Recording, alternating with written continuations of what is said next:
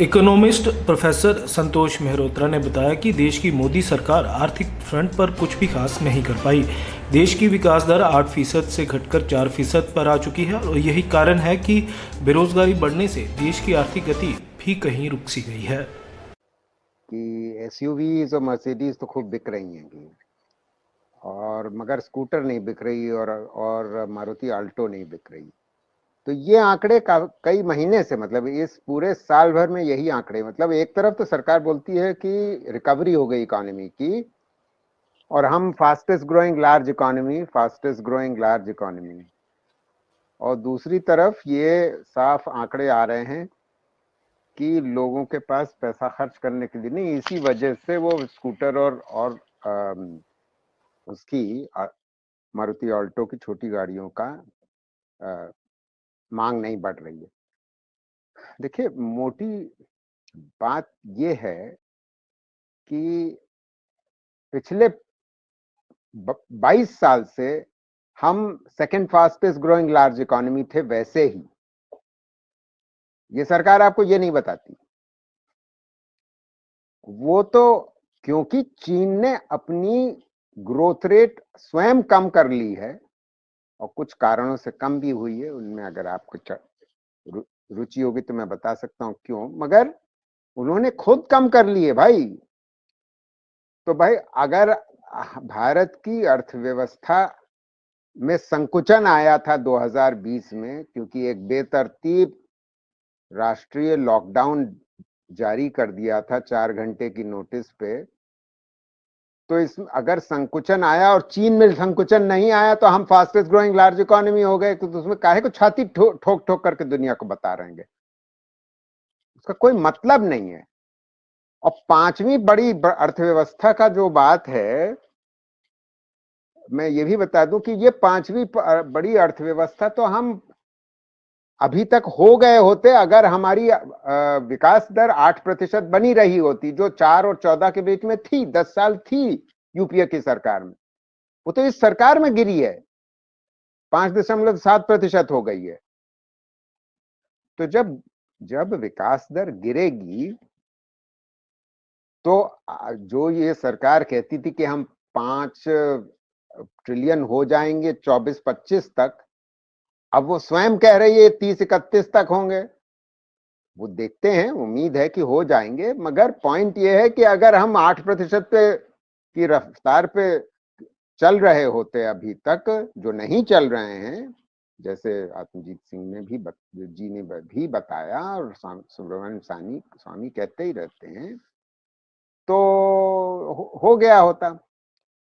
और फिर बेरोजगारी भयंकर रूप से बढ़ी हुई है, जो भी ये सरकार कहने की कोशिश करे। मैं इसमें कोई भी दो राय नहीं है कि ये सरकार आज चाहे तो मुद्रास्फीति की दर जो है, महंगाई की दर, उसको कम कर सकती है, और उसका कम करने का एकमात्र तरीका है कि पेट्रोल और डीजल पे और गैस पे दाम गिरा दिया जाए, क्योंकि ये तीनों पदार्थ इनपुट हैं हम सिर्फ लाइटिंग और एनर्जी प्रोडक्शन के लिए नहीं, मगर इनपुट हैं ट्रांसपोर्टेशन में, जिसका योगदान जाहिर है सारे पदार्थों और सारी सर्विसेज पे होता है।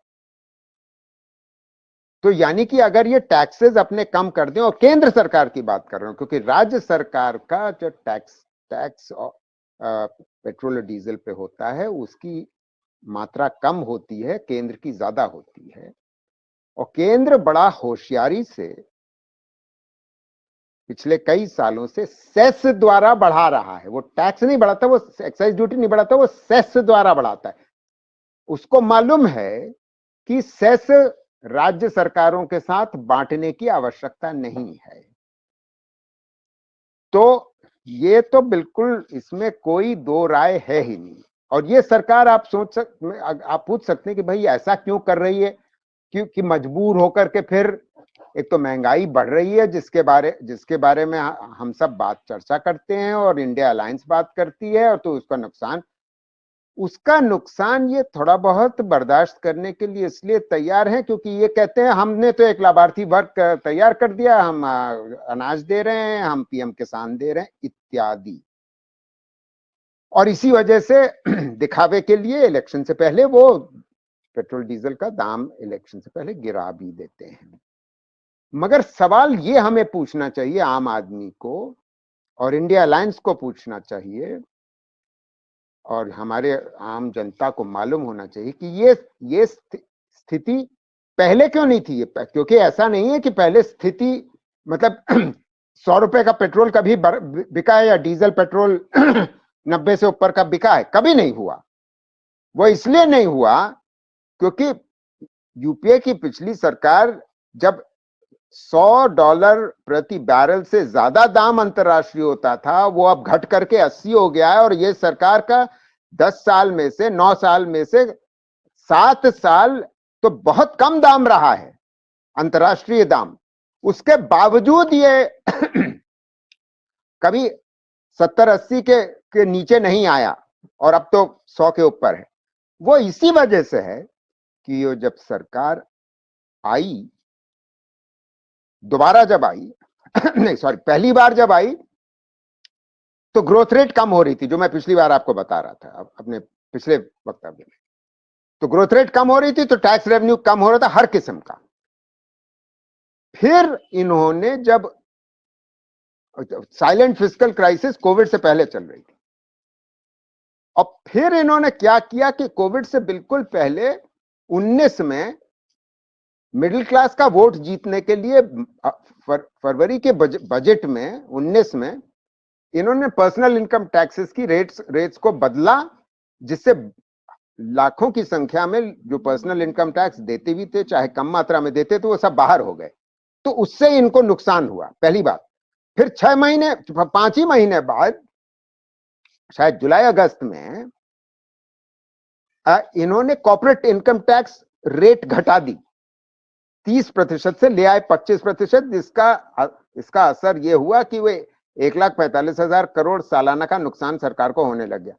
ऐसी स्थिति में तब तक देखिए, ध्यान रहे कि अंतरराष्ट्रीय पेट्रोल डीजल का दाम कम था, मतलब क्रूड ऑयल दाम कम था। ये बहुत फायदे में रही है सरकार साहब। 7 साल बहुत कम था अंतरराष्ट्रीय दाम, और सारा जो विंडफॉल गेन इनको हुआ वो सब्सिडीज को इन्होंने बचा करके इन्होंने जम करके पीएम किसान और लाभार्थी वर्ग को बढ़ाया। और जहां कमी पड़ रही थी तो वहां इन्होंने, जैसे अभी पहले हम लोग कह चुके हैं, 55 लाख करोड़ से इन्होंने डेट अपनी 185 लाख करोड़ 9 साल के अंदर कर ली। ये सब इसी वजह से हुआ क्योंकि पहली तरफ तो पर्सनल इनकम टैक्स घटाया, कॉर्पोरेट इनकम टैक्स घटाया और ग्रोथ रेट कम हुई, तो इसी वजह से बोरो भी करना पड़ा, इसी वजह से हमारे ऊपर पेट्रोल डीजल का दाम भी, और जबकि इनको विंडफॉल गेन हो चुका था अंतरराष्ट्रीय दाम गिरने पे।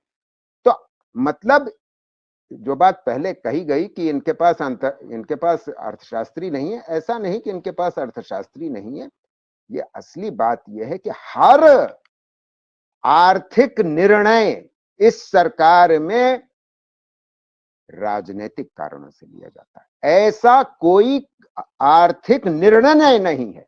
और मैं 40 साल से सरकारों को देख रहा हूं, देश में देख रहा हूं, दुनिया में देख रहा हूं, मगर ये एकमात्र हमारे देश के इतिहास में वो सरकार है जिसके सारे निर्णय, एक निर्णय मैं आपको नहीं बता सकता जो राजनीतिक कारणों से न लिया गया हो, जिसका कोई आर्थिक आधार है ही नहीं। तो अगर बेरोजगारी है, ग्रोथ रेट कम हो रही है, महंगाई बढ़ी हुई है, तो सुब्रमण्यम स्वामी कोई गलत थोड़ी ना कह रहे। हम सब वही कह रहे हैं हुजूर, बाहर बैठे हुए, क्योंकि ये किसी की सुनने वाले हैं ही नहीं, क्योंकि इनकी लॉजिक ही अलग है भाई।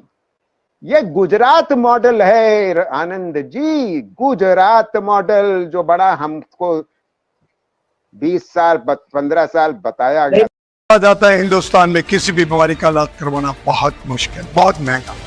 गलत। आप छलारिया जलसा फाउंडेशन के मेंबर बनो।